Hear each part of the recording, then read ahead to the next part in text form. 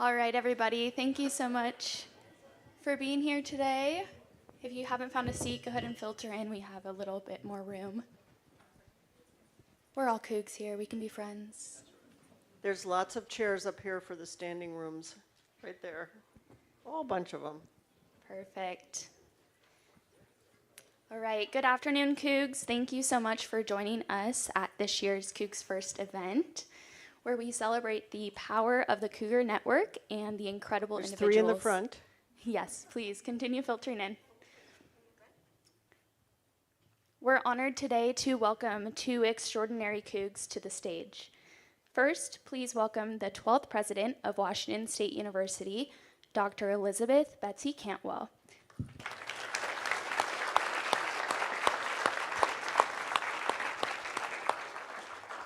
Dr. Cantwell brings a remarkable background in research, innovation, and leadership, having served in senior roles at Utah State, the University of Arizona, and national laboratories across the country.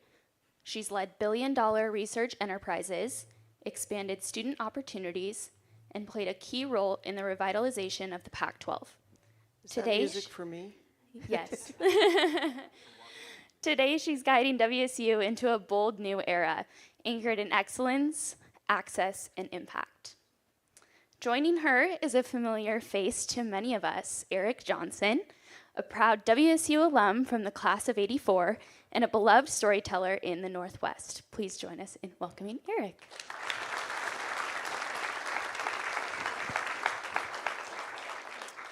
Eric has spent more than 39 years as a television anchor, sports director, and feature reporter, earning over 50 regional Emmy Awards and 7 Edward R. Murrow Awards.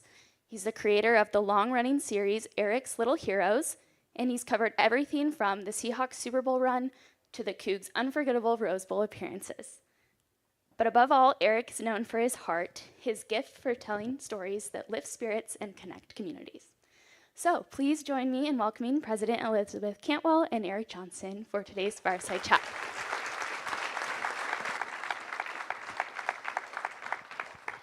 Well, thank all of you for being here. I'll tell you what, I wish I had a buck for every person in the last couple of days who said, I'm interested to hear you interview President Cantwell tomorrow. So this is exciting for all of us. I've gotten more texts about this than I did when I actually stepped into the role. So just saying.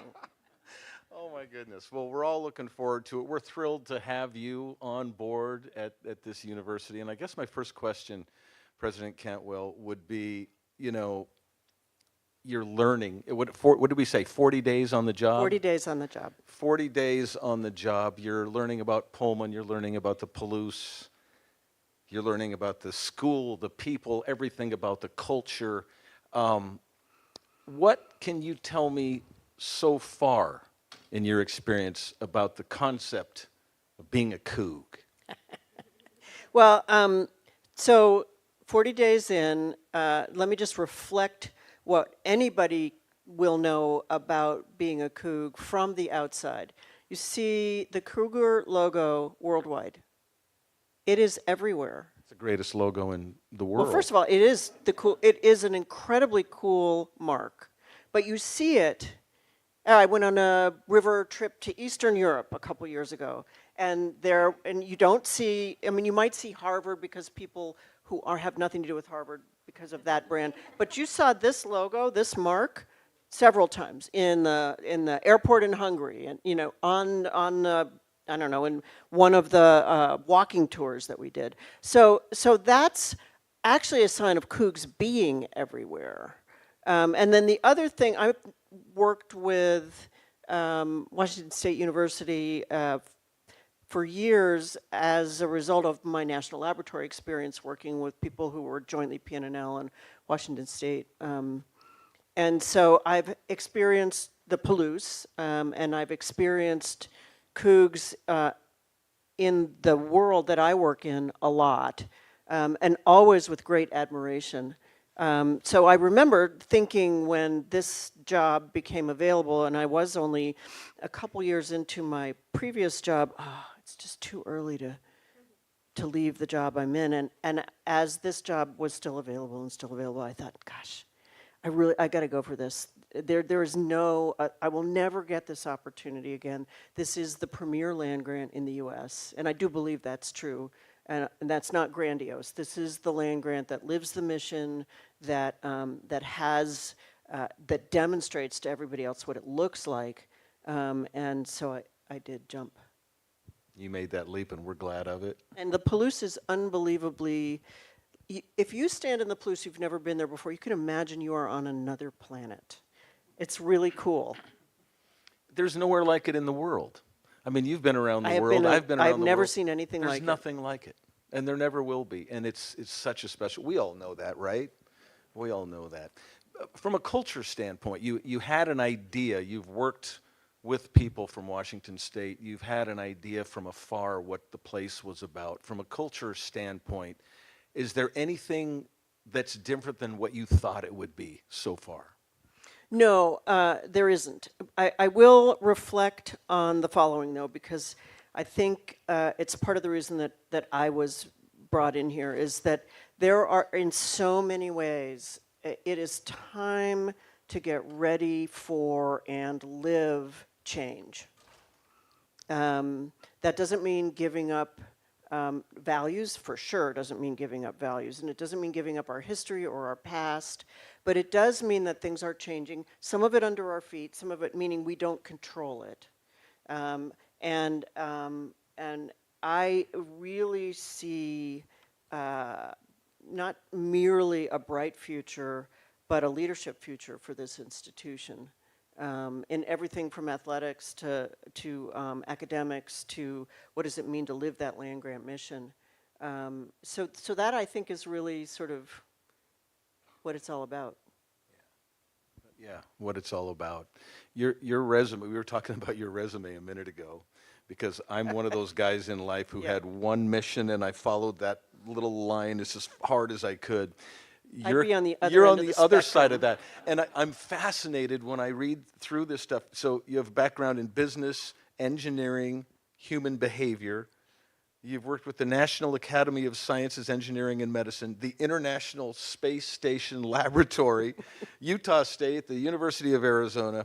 I mean, how does that path, that varied, rounded path that you've taken, how does that feed into your preparation for this job that you're facing right now? That's such a good question.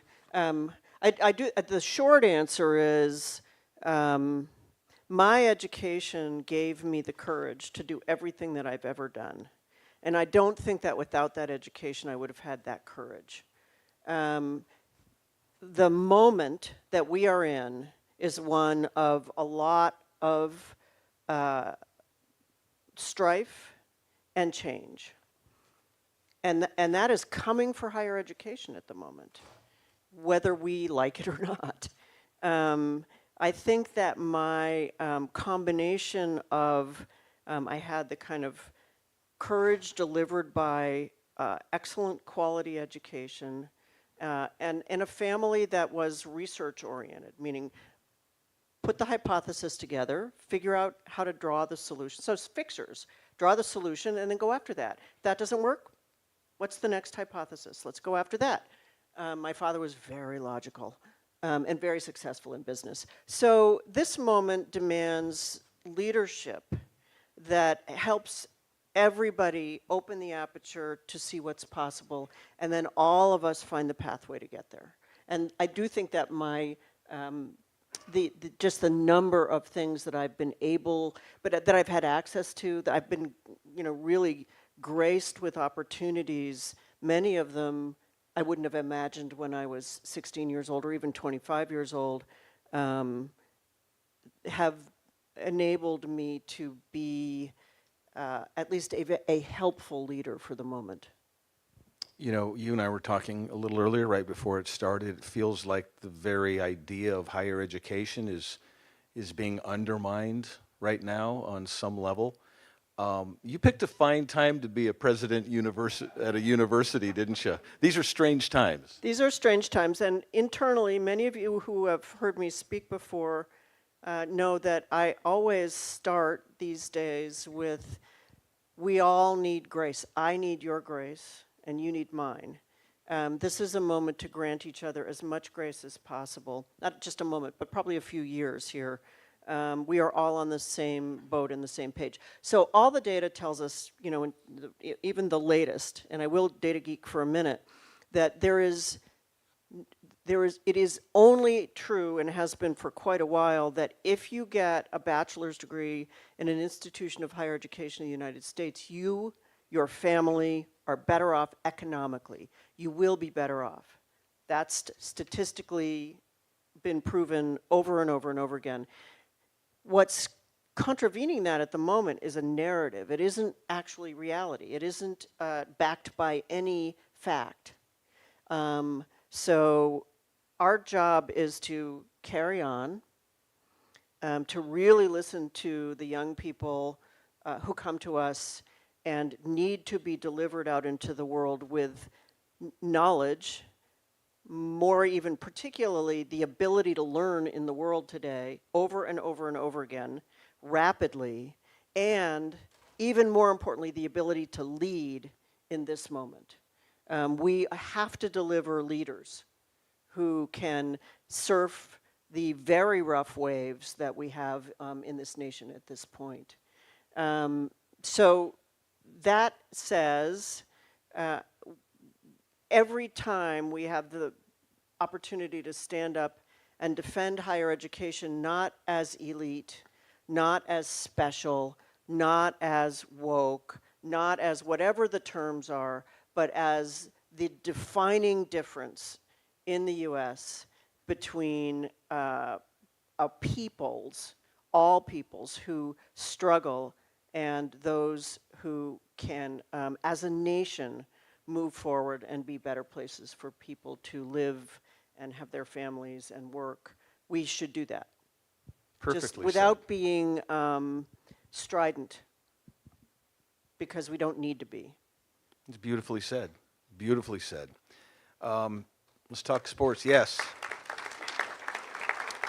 Now let's talk about athletics. That's why they're here, right? Let's be honest. I read recently that you're spending 40% of your time dealing with athletics on That was an Lot One. estimate at the moment, but particularly if I aggregate through my past position where I was at an institution that had to do all of the work to get into the new PAC. Yes, it's changing fast. Every one of you knows all the vectors of change that are coming at college athletics at the moment. Those are just actually accelerating. I kind of find that landscape a little bit thrilling, and I will explain it in the following way. We are smart enough to negotiate this period of change in athletics to the benefit of the institution. If we don't lose our heads, if we understand that this is a long game, if we focus on the right things, and if for our moments of true grief for the past, we keep them isolated to times when we are literally devoted, we're going to devote this evening to thinking about the past amazing student athletes, for instance, things like that, or coaches. Those historical moments are super important for us, but we also got to get on the bullet train to the future, and I do think we can. You believe in the future of athletics. I mean, I do. These are trying times, right? These are trying times, and depending on how you came to the table as a student athlete, for instance, or as a fan, if you were a university administrator 10 years ago, it was 100% about the health and value of our student athletes. The game is different. It's driven a lot by money. But what I see is that we still have this opportunity. We in particular have an opportunity to negotiate a pathway where when you come to Washington State University as a student athlete, you will still have a unique life value experience. And you will still leave not only better off as a student, better off as an athlete. We will have trained you in probably far more in managing large-scale financial matters as opposed to family-scale financial matters, but you will be better off And at the same time, we will take advantage of every single modern new thing that there is to create fan experience that blows the doors off, that all of that gives both our student athletes, as I call them, our servants. They serve us all, and our coaches and our fans and everybody who sees the Coug logo and thinks, well, maybe I'll go to school there. Not because they're interested in athletics, but it represents future success. I think we can do and will do all of that, but we have to be on the bullet train. So we have to accept that it's moving really fast and there's a lot of uncertainty. You and I were leaning against the railing just a few We minutes were. before this, and we were talking. Taking a deep breath. I was bemoaning all the changes, the NIL, the transfer portal, the conference realignment. And All of which are really challenging. Yes, and you said something that's stuck. You said, yeah, things are changing, but you can't wallow in it. I did say those words. Explain what you meant by that. Well, there, and you all know this from just so many life experiences. At some point, you have to. It has to be true that you have grief about something you've lost, and you are moving forward, and that is not wallowing. So if all you do is sort of see and live your grief, you get stuck there. And institutionally, and athletically, getting stuck there doesn't help any of us, and it doesn't feel good.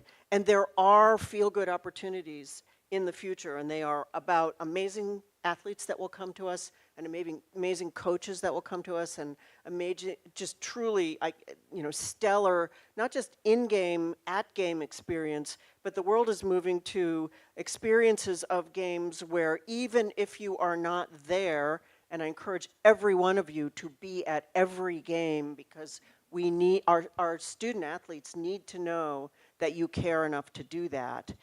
On the other hand, we can now have fans in Eastern Europe, in Africa, who are experiencing our games in very novel and new ways, besides just looking at them on a flat screen of a TV. So the opportunities are huge. It feels like the Wild West right now, right? It feels like there are no does. rules, there's no governing body. It's just everyone grab what you can and hide your head. But does it also feel like there is some major transformation in the not too distant future, some reorganization, something to fix some of this stuff? There may be more than one. I believe we will come to, a place where there's some stability for some period of time. I am most personally interested in what happens with the money. I mean, if you look at some of what's happening here as a financial transformation, not that that's solely what's going on at all, in fast-moving financial transformation moments, it is always, there are sometimes bad things that happen. They get modulated by social norms and social needs.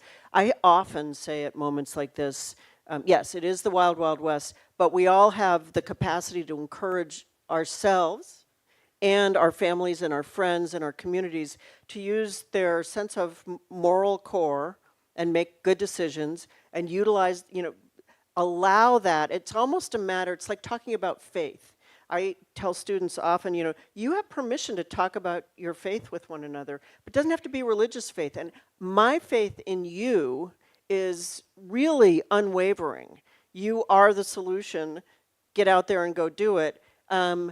Opening the aperture to those moral courage, faith, to those kinds of attributes with regard to how we think about what the future of athletics is, brings us back to often to what's the core of why we do, why we're interested. What gives us the sense of a clan affiliation, of being together, of having something that is both exciting and thrilling, but also gives us a chance to be Cougs together wherever we reside, but especially if we're all together physically. That is not something that I think will change. Its format might change. I mean, if you think about, you know more than I do about what's happening in media these days. Don't get me started. but I think media is one of those other areas right now, transformed by the information revolution, but still we'll come back to a place where we ingest media, we use it to entertain, we bring ourselves together, and those come from social senses of, you know, what does it mean? What are the things we crave as humans? I think we can deliver on all of that. I know that sounds very big and philosophical, but honestly, I do think we you know, I would say we have permission to think that way. These are big deals. I can tell, and we can all tell, that you have a clear vision of what you want this university to be moving forward.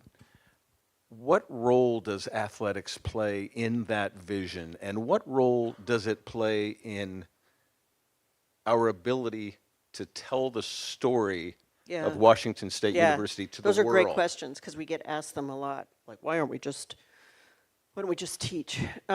Athletics is, and has for a really long time, been a connector to Washington State University in many, many ways. It's a generational connector. It actually brings a lot of people's attention and interest to a land-grant university that they would not come to any other way, because they don't think of themselves as academic learners. They don't think of themselves as people who would go to college. They come to us first as young people who watch a game or have neighbors that watch a game. Athletics has more capacity to draw the attention of people who need the rest of the university. They need our academics, they need our community service than anything else on the planet. Everything we have done to market our brand out, it doesn't do anything like athletics does. And there's a lot of, I think, really core, interesting questions about why athletics, why sports globally draw our attention like that. But they are better attention getters, and in a kind of a clean way. Having sport be the core of some of that attention is not a bad thing at all. So there's that opening of the door to deeper engagement, generational affiliation, which is good for us, but I think gives many people in a world where multiple generations finding something to affiliate with that everybody agrees with is actually really, really challenging right now. And you know this, we see 5 generations of Cougs come to a game. We see this all the time. You know, you've got the tiny babies with the headphones on, and you've got everybody helping grandma and grandpa up the stairs. This is unique. And so for us, it fulfills the community service role that land grants are supposed to have in many ways. You know, from a distance, we've seen how you handled Utah State, and what it seems like you were aggressive. It seems like when the realignment was happening and the changes were happening, that you were opportunistic, you saw an opening, you saw a chance, and you went for it. We did go for it, yes. Can we assume that that's going to be your style Yes. of leadership? Yes, although I will say there is always a place for modulation. Universities, and even in the college athletics realm, when a big rift happens, like the Pac-12 falling apart, it really tears at us, genuinely. We are not institutions that were built to be nimble. We have to be, we will change our capacity for that, but we weren't built for that, so you can't just go in there and say, everything's gonna be different, let's just go for it. We have to have the compassion for all of the people who are involved, all of the history, and really my job, if anything else, is to draw attention to that future and then go, you know, we got to get there pretty fast because the rest of the world's coming for us. This is a moment where we might have to compete more than we have ever competed before. We have got to compete and we've got to win. You'll hear me say that. It's not the only thing I'm focused on, but it is really true right now. Compete and win. Betsy, if we asked anybody in this room to describe what's special about Washington State, probably most of them would be, teary-eyed, and they would have these great stories about their personal experience. And I've always felt that WSU hasn't done a great job of marketing what it is that makes us special. We market the football team and the university and the buildings and the workout facility, but we don't market that Wazoo Coug thing that we all believe is very special. How can we do a better job of marketing what it is to be a Coug? I don't think I can give you a prescriptive answer, but I agree with you, and I think about this all the time. Marketing these days, I mean, when I first went to college, marketing was kind of a bad word in a university because it was business, and we are not business. But what marketing is telling our story, and the media world today makes it more and more important for our story to be both genuine, absolutely who we are as an institution and as people who are affiliated with the institution, and what we represent. And so I invite everyone to think about what are those taglines that are genuinely who we are and what we represent. I would argue 40 days in, they have something to do with this combination of, you can use a lot of old-fashioned terms, but I think very much I see a core of moral courage throughout Cougs everywhere, and really kind of what would you call it? A stick with it, don't give up, get up, dust yourself off, keep going. Many of you have been fans through good times and bad times. She is learning about us, isn't she? Those are critical attributes for lots of people to understand today, and young people in particular who don't necessarily see that everywhere. Those are enduring attributes that I think are really important to communicate about who we are. We had a great coach back in the day named Mike Price. I literally was on the phone with him today. Really? I literally, How's he doing? Not 2 hours How ago. is He's he? awesome. I was talking to him. I just wanted to talk to him about what it was like to win as a Coug during those 2 Rose Bowl times, and just I speak with Coach Rogers a lot. I'm a geeky engineer who started life in research, and when I went to the University of Arizona, I demanded to be apprenticed into athletics. And I know this was, but Jed Fish was the football coach at the time, and I basically joined the recruitment team for football. And I went, and I'm pretty good with the moms, by the way. And I learned a lot about recruiting at that time. Well, what Mike Price used to say, and I thought this was so genius on his part, he would take the negative and he would flip it around, and it was a positive. So he would say, you're not sending your kid out into the middle of nowhere. You're sending them to a place where I can protect them. Everyone will know them. Everyone and take care will of know them. them. I have eyeballs on them. They have each other. They're not at a club on Capitol Hill in Seattle. They're at a pub or a fraternity in Pullman, and there's a difference. I don't know about the fraternity. I live across the street. I'm in the President's home. I live across the street I from know the you do. fraternities. But you know what I'm saying. Interesting experience right now. But he flipped that around and made it a positive. And I think we don't celebrate. We don't talk about being in the middle of nowhere because we don't think it is. I would urge anyone that has used that term about Pullman to stop. First of all, I mean, it's a small world. You can get on a plane anytime. You can drive anywhere you want to. The Palouse is beautiful. We are in a phenomenal location. It's a perfect location, isn't it? Yes. So just Mike is doing well. He is Coug through and through.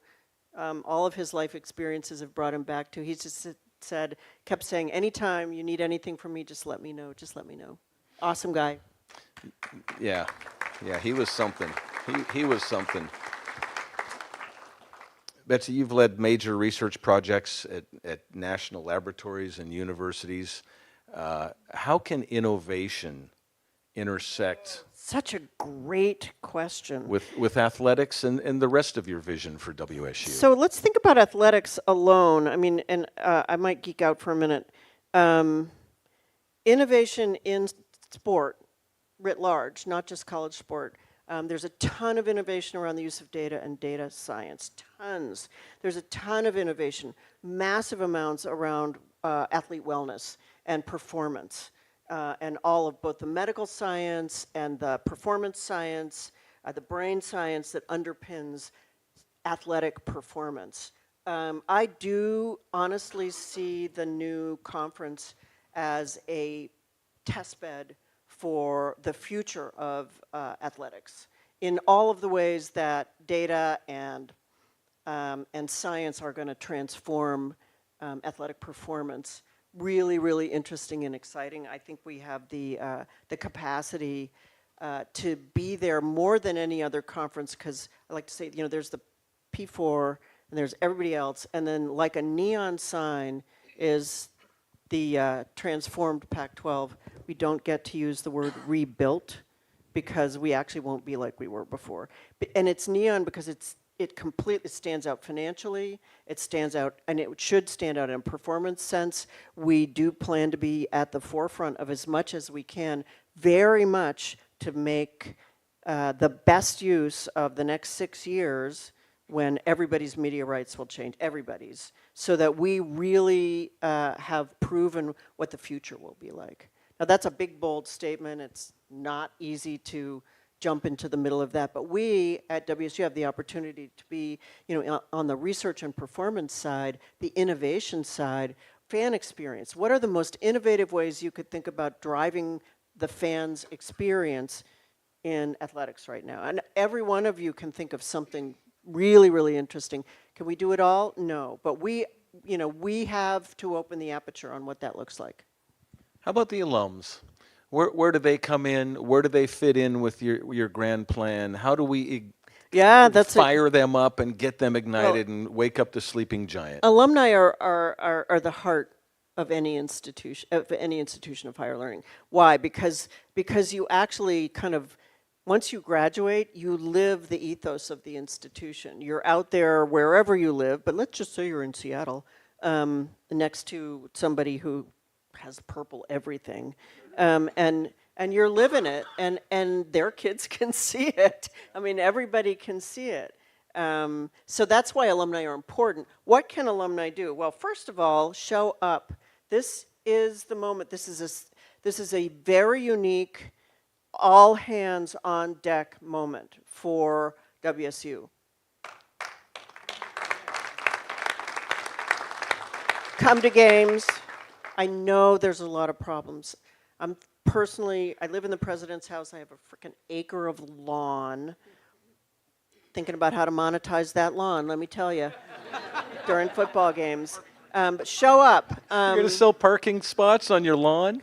Oh, no, I was thinking I would just put up tents. Oh, okay. I have a pretty big driveway. I can fit 20 Rent out cars some or tent something. space at the president's lawn. Mentor our students, but mentor our student athletes. Give. This is going to be, we won't do it today, but this will be a palms up moment at some time in the near future, and I will define for you exactly what we need, exactly how we're going to spend it, exactly how we're going to use it to win. And that moment is coming. Invest. Scholarships are really critical for us right now. State investment is falling. Tuition is not going to skyrocket because we will not do that to our students. Those are our two major sources of revenue. Our third is research funding. That is in deep trouble right now. We don't need to go, but that is a serious problem.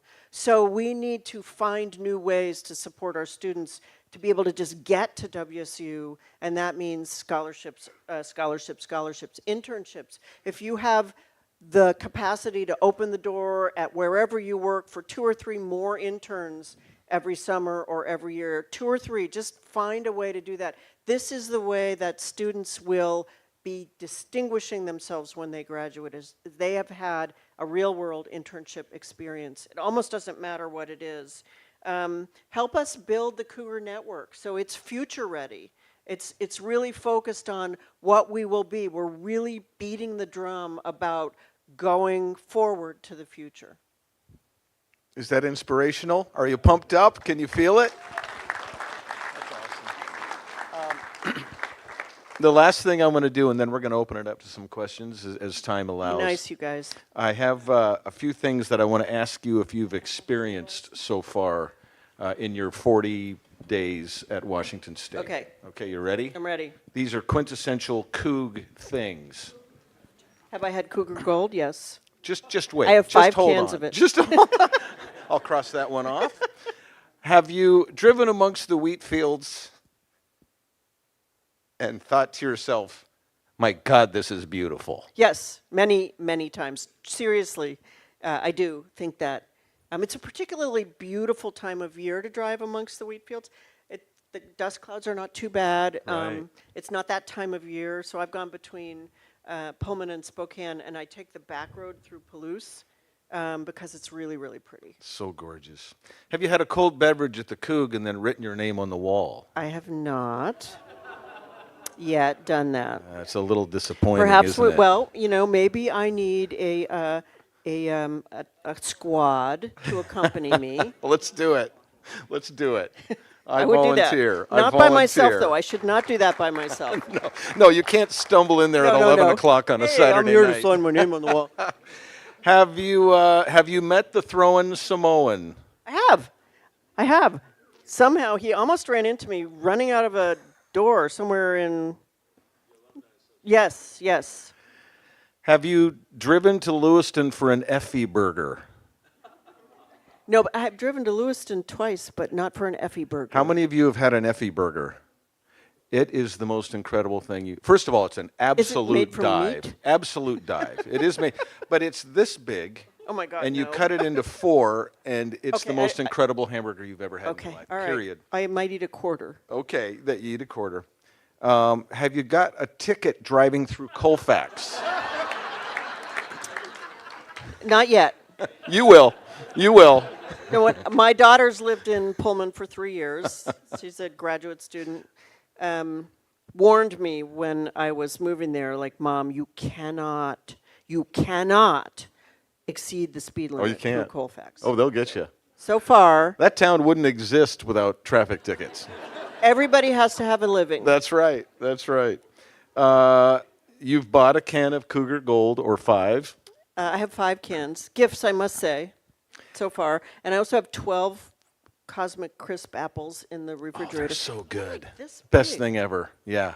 Best thing ever.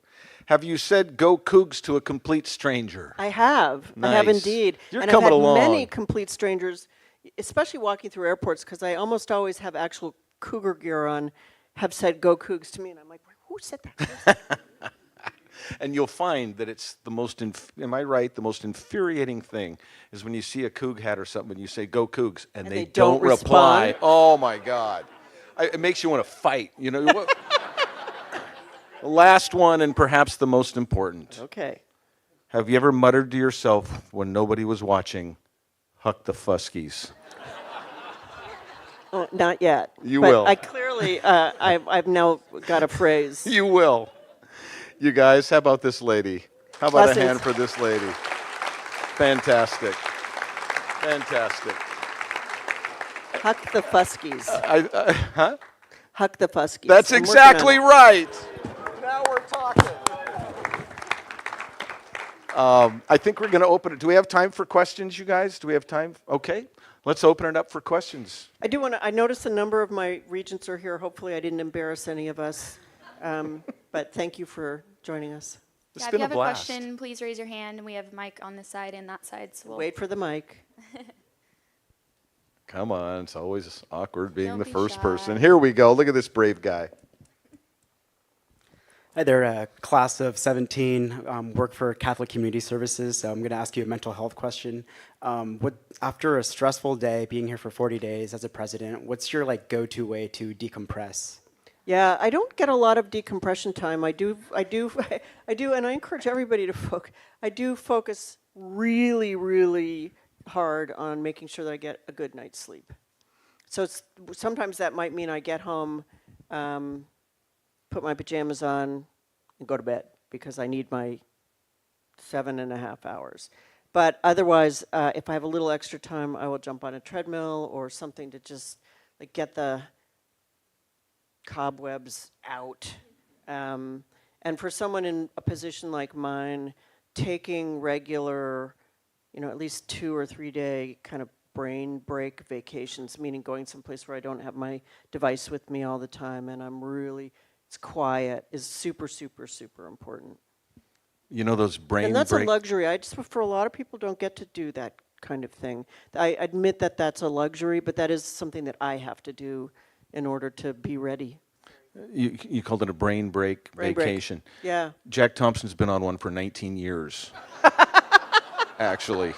I did not participate in that, Jack. Little known fact. Little known fact. Anyone else? Yeah, I have a question. Is this on? Yeah, hi, my name is Pat. Hi, Pat. Nice to meet you. So I was involved in the Greek system at WSU on a national basis for several years. The Greek system is currently, in a state that is not ideal. How do you think, what are your plans, if you have any, for revitalizing or managing and making the Greek system stronger as an attractant to students to WSU? Yeah, so it's a couple of things about the Greek system are that the president and the institution itself don't actually, that's a separate system. And we not only don't control it, we obviously don't control it, but we at public institutions of higher education around the country have a kind of an agreed upon relationship with Greek houses. I would say that my plan is as follows. The Greek system was really built long ago around service. And we need to highlight, and we need our participants in the Greek system, the fraternities and the sororities, to be part of that highlighting of what it means to be of service. And they actually often know quite a bit about that. We don't highlight that as much. We don't bring them to the table as, if you will, servants of service.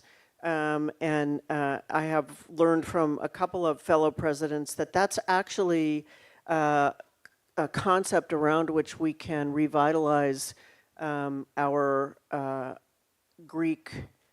relationship with the Greek system, and then highlight all of that.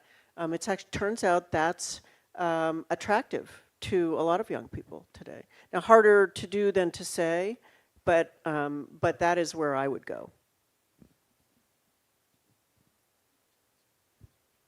Who else? Over here.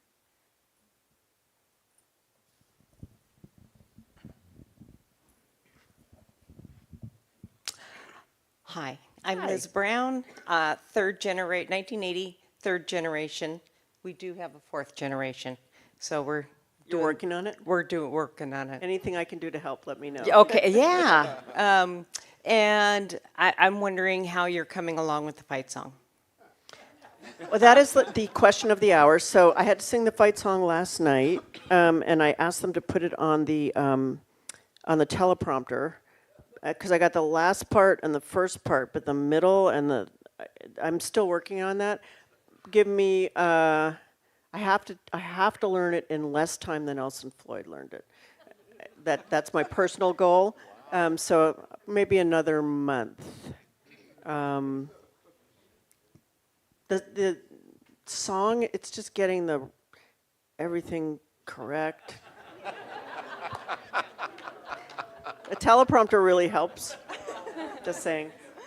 But I'm serious about it, so let me put it that way. I love it. Okay. Yeah, there we go. Hi, I'm Kendall, and I'm a student at WSU Everett. I was just wondering what your vision is for the other campuses that WSU has in Vancouver, for example. Yeah, we've been focused on Pullman for the obvious reason that is where athletics lives in our system. My answer to that question is that I believe we need statewide, community-based discussions about the value of what I call our statewide system. The other campuses are where they are because those places were not served by the value proposition of an education at a land-grant institution, and an awful lot of people in those places were place-bound. Place-bound generally these days means you can't afford to give up 4 years of income and go to college, or 5 years or 6 years. You have to be where you are and work at least part-time. It also typically means you have family obligations, anywhere from children to parents and everything in between. So we have a lot of place-bound people in the state of Washington, which is my belief why we started the campuses that we did where they are. Everything is changing in those places as well as in the system. So my bias would be to start something like, I'm going to use a little bit of a term of art here, but a design process to ask for each location what is the form of service the campus needs to provide in a decade. Because if we don't design in the roadmap to get there now, we will never get there. Some of the things, think about what infrastructure means, how long it takes to design new programs, to sunset old ones. It takes a decade in higher ed to do all of that. So kind of now is the time. I would hope that we're starting to do that by the fall.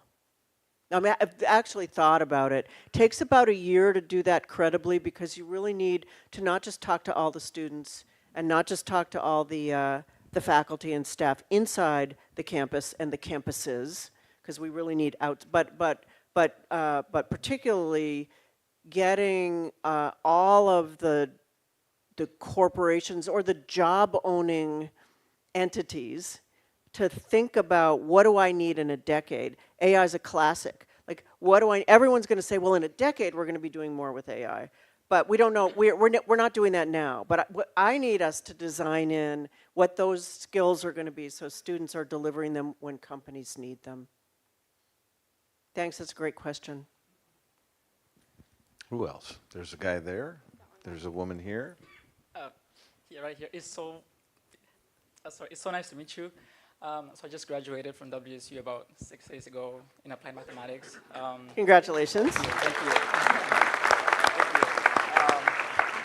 So I recently as well applied for the PhD program at WSU, and since Put your mic up to your, yeah, oh, yeah, because I'm having a hard time hearing you. Yeah, since you mentioned a little bit of funding, I wanted to ask you, what steps is your administration taking to increase funding opportunities such as grants, scholarships, or assistantships for students pursuing an education in any graduate program within WSU? So you're talking about what we're doing to encourage students to participate in graduate programs. Yes, but also stimulate the funding to not... Yeah, so you're asking a hard question right now. You may or may not know that the federal machine is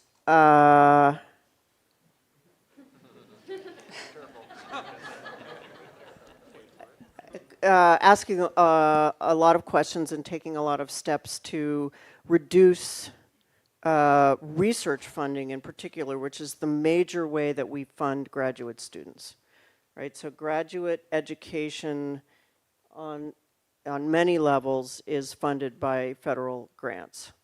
Federal grants are in a moment, and I do not think it's permanent, but it may last for several years, where they are being cut, not added to. I do think it behooves all of us to ask the question, for the state of Washington, can we come together as a state around mechanisms to support our graduate students? We're going to need it everywhere. This is a place, and you're not going to want to hear what I'm about to say, but when it comes to things like this, we have to partner with our fellow R1 research institution here in Seattle. We must do that.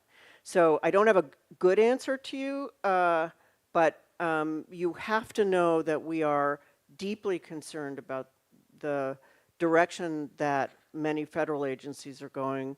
I do believe that will turn around at some point, because it will harm our economies nationwide. And it will harm us as a society because we'll lose a whole generation of graduate students. But I also think there may be some interim mechanisms, and so while he's not in place yet, the incoming president of the University of Washington is someone who I have worked with in the past, and I have already reached out to him and gone, this is a place where we have to have a unified voice inside the state of Washington, asking not only Cougs, not only Huskies, not only people even with a bachelor's degree in anything, but the whole state, is there a way that we can come together and develop a mechanism that will provide some funding for both research and graduate students in the future? So no easy answers there. Hard question. Thank you. I think over here there was someone. Yeah, we have time for one more, so this will be our last question. Thanks. Larry Wilson, also class of 1980. And first, I just want to say thank you for coming here and talking to us and getting to know us, because I think that's one of the hallmarks of Washington State University is you don't have to be there very long before you just about can't go any place on campus without knowing somebody. It's a very small community. You know what's really weird is when you're early in your tenure like I am, everybody knows me, and I don't know everybody. But you will, because I can tell you, I remember getting to know Dr. Terrell. Yeah. And, it was so you talk to people, go to other universities and say, did you know the university president? Didn't even know who he was or she was. But, so you're getting off on the right foot that way. Blessings. So, yes, thank you. Well, look, it was an atta-girl. I love that. Thank you so much. Well, I think I speak for all of us when I say that I think we all feel better about the future of Washington State University, don't we, today, after this? Thank you, Just remember, President Cantwell. we need grace. Grace in all directions. Blessings, everyone. Fantastic. Thank you all so much. We do have the Show and Career Expo floor opening directly after this, so go ahead and make your way down to floor 1 and we'll kick it off. Thank you so much.